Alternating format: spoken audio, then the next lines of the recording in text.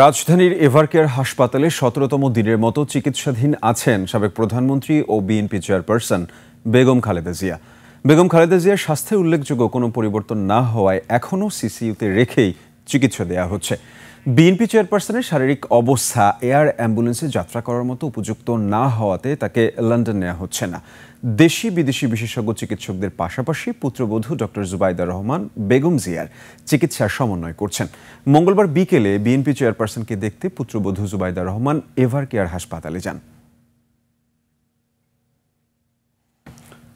দর্শক, এভারকেয়ার হাসপাতালের সামনে আছেন সহকর্মী রাশেদ রায়হান, যুক্ত হচ্ছি তার সাথে। রাশেদ, খালেদা জিয়ার শারীরিক অবস্থার সর্বশেষ কি খবর আছে আপনার কাছে, আমাদের জানাবেন।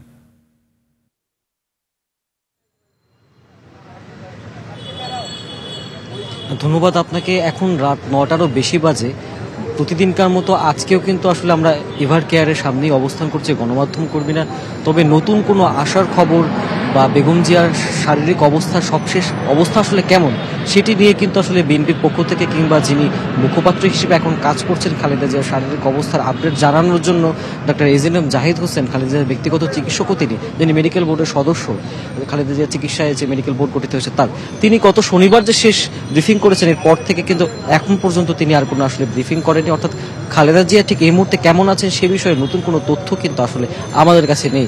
তবে বিএনপির একজন আমরা বিএনপি পরিবারের আহ্বায়ক আতিকুর রহমান রুমন, তিনি এখানে এসেছিলেন, গণমাধ্যম কর্মীদের সাথে এসে কথা বলেছেন। তবে খালেদা জিয়ার স্বাস্থ্যের বিষয়ে তিনি কোনো কথা বলেননি। তবে তারেক রহমানকে নিয়ে তিনি কিছু তথ্য আমাদেরকে দিয়েছেন। তিনি গণমাধ্যম কর্মীদের সাথে আমাদের সাথে যখন কথা বলেছেন, তিনি বলেছেন এই বিজয়ের মাসেই তারেক রহমান দেশে ফিরতে পারেন, অর্থাৎ এই মাসের মধ্যে তার ফেরার সম্ভাবনা আছে, সেরকম কথা তিনি আমাদেরকে জানিয়েছেন।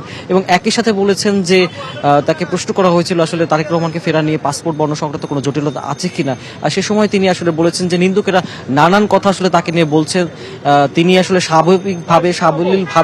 স্বাভাবিক প্রক্রিয়ায় তিনি আসলে দেশে ফিরবেন সেরকমটা তিনি বলেছেন এবং এ মাসেই দেশে ফিরবেন সেরকমটা তিনি নিশ্চিত করতেন।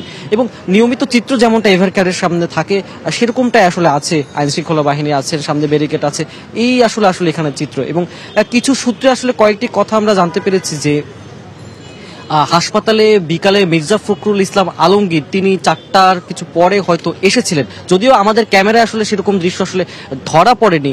তবে আমরা নিজেরা ওইভাবে না দেখলেও আসলে কিছু সূত্র আমাদের সেভাবে বলেছে যে তিনি হাসপাতালে এসেছিলেন। এবং সন্ধ্যায় ৬টা ৪০ স্বাস্থ্য উপদেষ্টা নূরজাহান বেগম তিনি এসেছিলেন ৬টা ৪০ এবং ৭টায় বের হয়ে গেছিলেন, এরকম কিছু তথ্য আসলে আমরা পেয়েছি।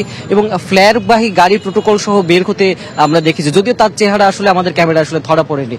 এছাড়া আসলে বেগম জিয়ার শারীরিক অবস্থার আপডেট নতুন করে আসলে আমাকে আর জানানো হয়নি। এই ছিল বেগম জিয়ার সবশেষ খবর আমার কাছ থেকে। রাশেদ, আপনাকে ধন্যবাদ আমাদের সাথে যুক্ত হওয়ার জন্য।